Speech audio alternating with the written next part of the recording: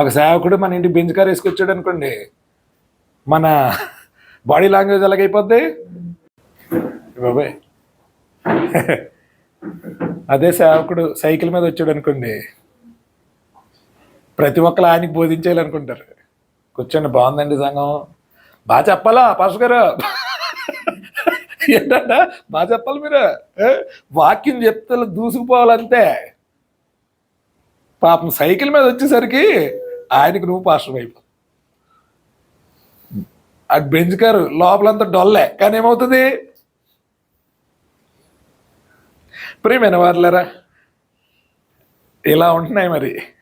కానీ దేవుడు ఒకనొక రోజు అది మోసగింపబడుతున్నాం మనం. చాలా విశ్వాసుల పరిస్థితి అదే. అర్థమైందండి? పై రూపాలను చూసి మనము వాల్యూ ఇస్తున్నాం.